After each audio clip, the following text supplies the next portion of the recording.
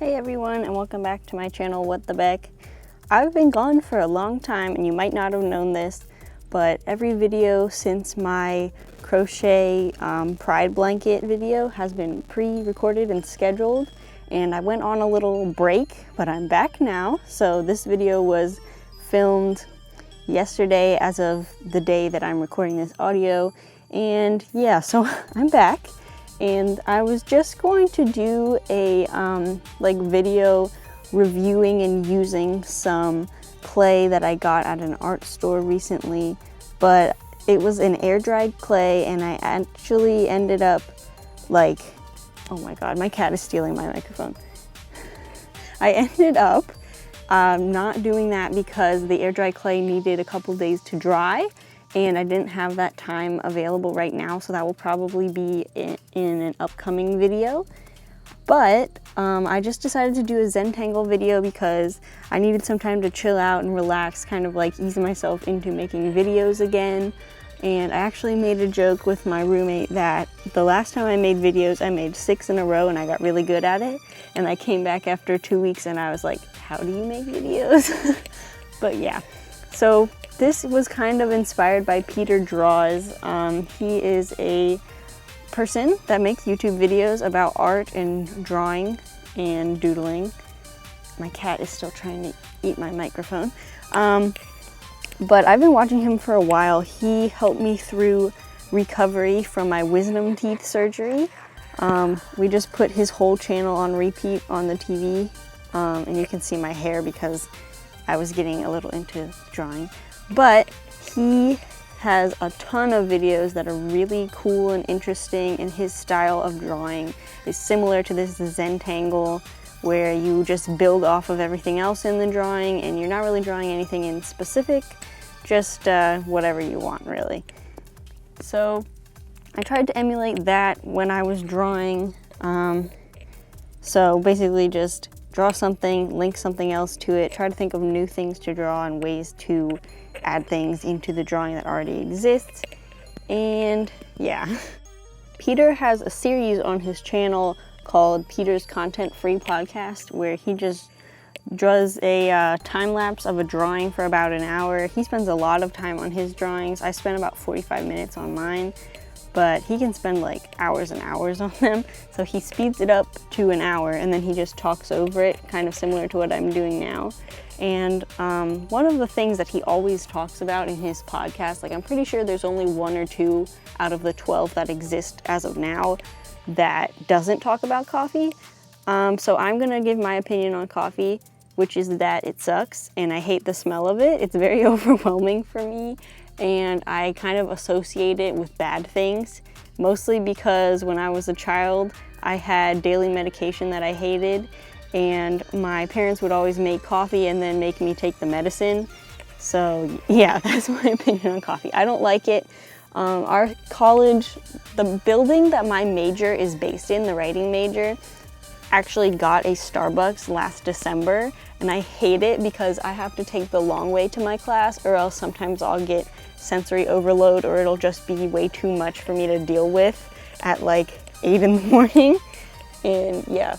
So now that we've got the coffee out of the way, I'm just gonna kind of ramble and talk about whatever I want during this video, because that's basically what Peter does, and obviously I'm trying to model this off of his videos.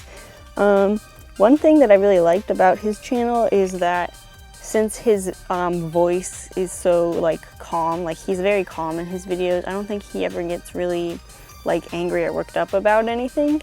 It's really easy to watch them to like fall asleep. So you just turn on the video and then you watch him draw for as long as you want. It's kind of hypnotizing. And then you just listen to his voice, and then eventually you're waking up and it's the next day.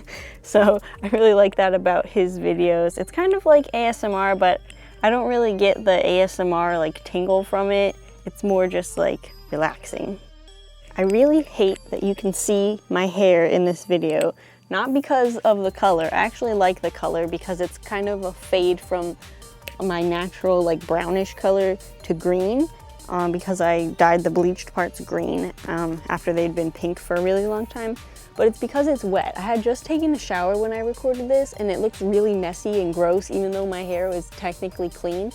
And yeah, I just wanted to complain about that because yuck.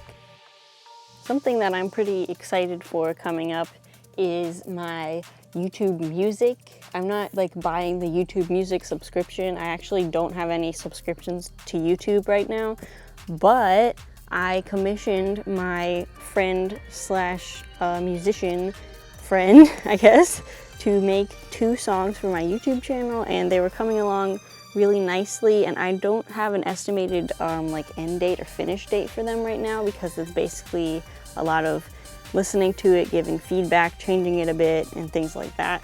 But I did order 2 songs, and then I'll have my own YouTube Music to use in my videos so that you don't have to listen to the same song that you hear on every other channel, which I think will be very refreshing, and it'll make it like a nice like separate place, kind of like a separate room of YouTube where it's like, you know, you're on my channel because I'm using the music that I bought, you know? If there are any furries watching, I have some fun news for you. My business with my roommate for making fursuits and fursuit parts has kind of been coming back alive. We went on a little bit of hiatus because there were some health issues, but we are starting to make my suit of my character Sprink, and I'm pretty sure he's been in a couple videos before. I'm pretty sure he was in the watercolor review for the Amy Tangerine watercolors. But we're making him as a full fursuit to try some new techniques and like get our craft down so that we can sell more quality items. And I'm really excited about that because the last time we made a suit, I was basically just watching and doing tasks. So my friend would hand me a paw and say, okay, sew on this line, and then when you're done, get back to me and I'll tell you what to do next. But this time I'm actually taking notes and learning things, and I'll be able to make them not necessarily on my own, but I won't need as much guidance after this one because I will have all my notes and I'll have the guidance already in my head and I'll know how to guide myself when making them.